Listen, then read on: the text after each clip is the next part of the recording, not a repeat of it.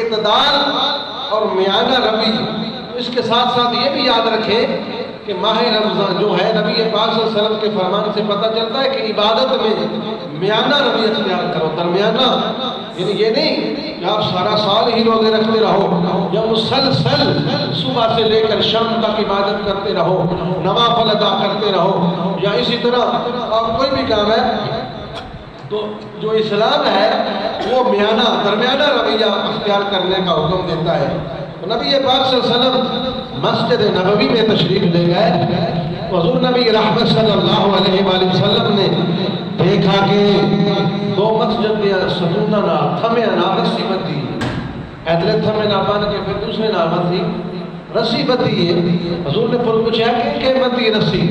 تو نبی پاک صلی اللہ علیہ وسلم نے دسیا گیا، یا رسول اللہ یہ تو ہماری بیٹی حضرت زینب رضی اللہ تعالی عنہ نے بدھی ہے،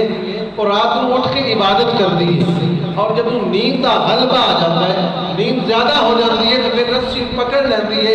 کہ میں اس رسی پکڑ کے اللہ کی عبادت کرا۔ تو رسول پاک صلی اللہ علیہ وسلم نے فرمایا کہ رسی اتار دیو، اس نے تھو لا دیو، کیونکہ اسلام میں یاد ہے، شریعت یاد ہے کہ جدو گاڑے تے نیند کا غلبہ آ جاوے تسی سہ لیا کرو، تسی آرام بھی کیتا کرو، لہذا اس رسی اتار دیتا جاوے، جتنے دیر تسی عبادت کر سکتے ہو آسانی نہ عبادت کرو، جب نیند آ جاوے سکون کرو، آرام کرو، اپنے جسم میں آرام دیو، اپنی اکھر میں آرام دیو۔ اسی طرح ترے بندے نبی رحمت صلی اللہ علیہ وآلہ وسلم دے کول تشریف لے آئے، اور تشریف لے آ کے حضور نبی رحمت صلی اللہ علیہ وآلہ وسلم دی ازواج دے گھر آئے پاسے گئے اور پوچھا کہ حضور دی عبادت دا کی معمول ہے، حضور کی میں عبادت کرتے ہیں، کس کس ٹائم عبادت کرتے ہیں؟ اور آپ نو دسیا گیا نبی پاک صلی اللہ علیہ وسلم نو آپ دی ازواج ملتے ہیں انہوں ترائے بدین کہ حضور نبی رحمت صلی اللہ علیہ وسلم آرام بھی کرتے ہیں، عبادت بھی کرتے ہیں، روزہ رکھ دیں، روزہ افطار بھی کرتے ہیں، یعنی اپنے جسم میں سکون اور آرام بھی دے دیں۔ انہوں ترواں بندے آگیا کہ وہ ہوتے اللہ دے نبی، وہ تے گناہ تو پاک نے، معصوم نے،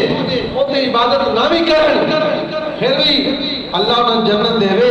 لیکن ساڑھی عبادت تا جو ناتی عبادت تا مقابلہ کھیڑا ہے۔ انہوں نے عہد کیتا، ایک نے یہ عہد کیتا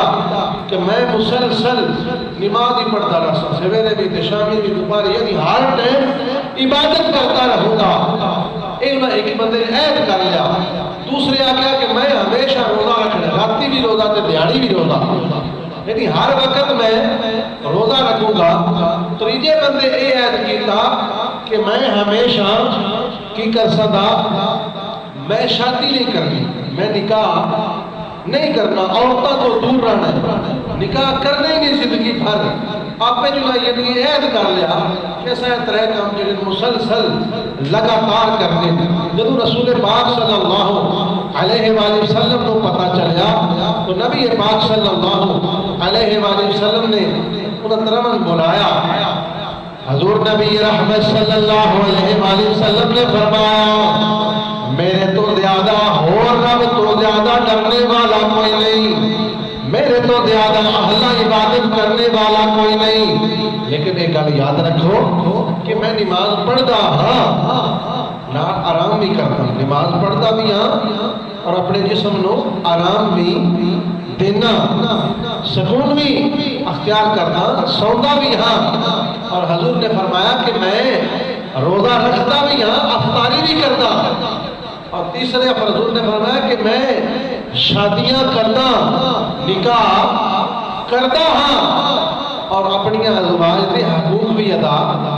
کرتا ہاں۔ تو نال فرمایا کہ جس بندے میری سنت کو منہ موڑ لیا وہی سمجھے میں ہلاک ہو گیا۔ تو برادران اسلام،